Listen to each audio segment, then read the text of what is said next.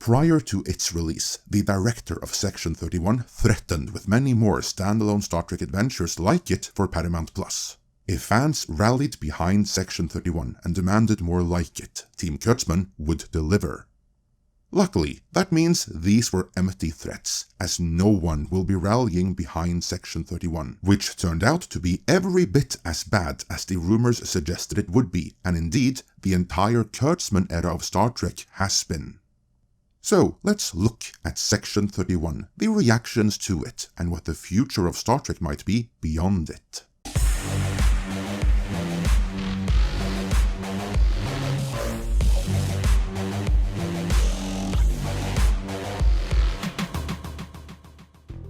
Section 31 is of course the spin-off to the long-since cancelled Star Trek Discovery, a series which was arguably both The Last Jedi and The Acolyte, only of Star Trek instead of Star Wars, all rolled into one.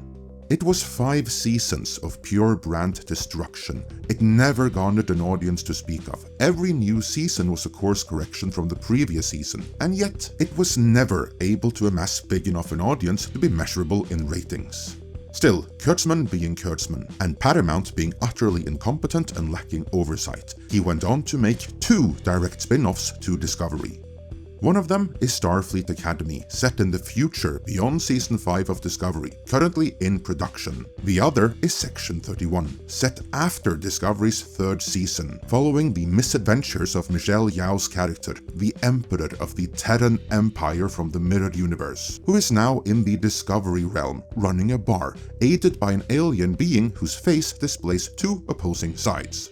I'm surprised they didn't name that bar Lux, and make the Lucifer ripoff more obvious than it already was. For Lucifer 2 was about the ruler of one realm that went to another, started a bar, aided by a 2-faced demon, and who then decided to help out local law enforcement in this new realm, mostly for shits and giggles. And that is pretty much the plot for Section 31 right there, a spin-off that Kurtzman willed into existence, despite there being no, and if anything, negative fan demand for it. Kurtzman has been trying to get a full Section 31 series off the ground for years, but he's never been able to, until now, when it's been repurposed into a standalone direct-to-streaming movie, something which in no way made it any better. While promoting the special, director Olatunde Usunsamni, however inadvertently it may have been, revealed the massive production problems to SFX magazine, saying, "It has been retooled so much. The 2 stories are completely unrecognizable, and Craig Sweeney, the writer, has been in the middle of that for the whole process. He's been in a situation to have written, I think, 7 different iterations of this." When I say 7 different iterations, the first iteration was 6 episodes of the first season of Section 31. The second iteration was another 5 episodes of Section 31, which were completely different than the previous iteration. Then the 4th, 5th, and 6th were multiple pilots that were outlines. Then we had the movie, and the movie itself went through a couple of iterations. So in other words, Section 31 started out as a 6-episode season that has gotten truncated into a 90-minute one-off that essentially serves as a pilot, in case there should be demand for more, which there won't be because it's god-awful. So, Section 31 then. As I said already, the basic concept is ripped straight from the Lucifer TV series, which in turn was derived from the vastly superior Lucifer the comic, which I frankly doubt Kurtzman ever read, because that comic is way too clever for him.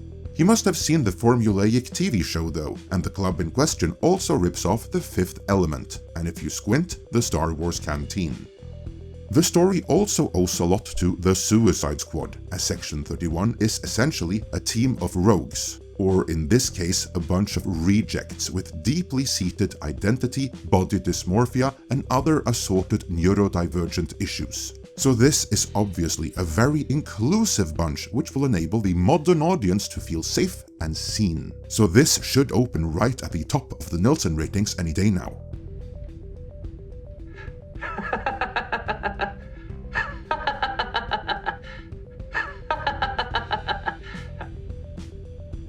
The team is led by a Khan wannabe, who has some interaction with Michelle Yeoh that is clearly ripped straight from Silence of the Lambs, only with him taking on the Clarice Starling role, while she is the Hannibal of the comparison, demanding quid pro quo, before agreeing to assist Section 31 with the power of her girl bossness.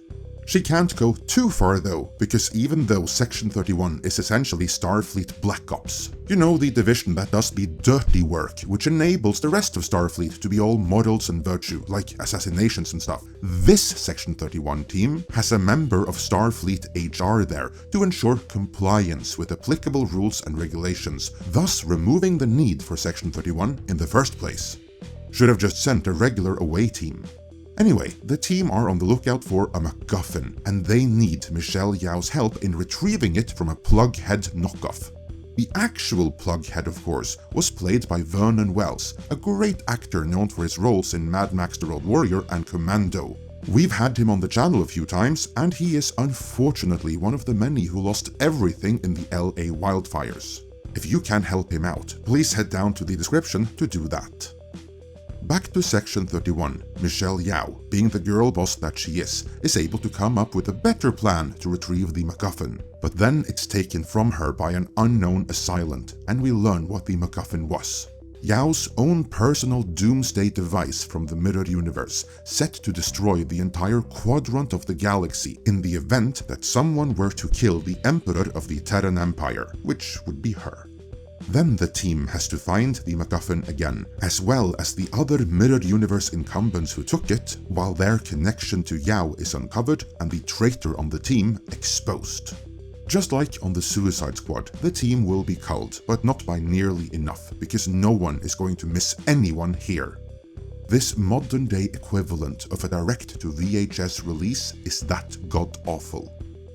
Sure, some episodes of Discovery may be even worse, but I'll sooner rewatch Borderlands before I watch this again. And yes, Section 31 does feel like something more closely tied to last year's massive flop Borderlands than it does Star Trek. They both even have Jamie Lee Curtis, spoiler alert. Obviously, the reception to Section 31 has been overwhelmingly negative among fans and independent content creators like ourselves, and it's even been overall negative among professional critics, where even a great many of the reviews which are listed as positive on Rotten Tomatoes actually read as negative. Insofar as I can see, the only genuinely positive reviews come from the wokest of the woke and the chilliest of the chills, because clearly Section 31 was made for no one else. So, will Paramount be pleased with the reception? Will Skydance, the up until recently favored party expected to acquire Paramount? More on that in a bit. The answer is no, they will be very upset with this indeed. From one source, I have heard rumors the powers that be are pissed because Kurtzman has spent as much on Section 31 as they had saved elsewhere, and all it got them was more brand damage.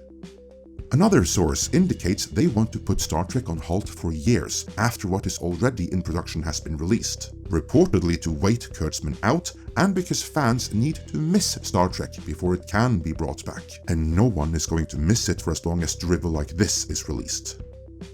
However, a new party has just entered the fray and offered a competing bid for Paramount, one which exceeds that of Skydance, and that throws a wrench into everything. This new bidder is Project Rise Partners, a consortium of parties both known and unknown, represented by legal firm Baker & Hostetler.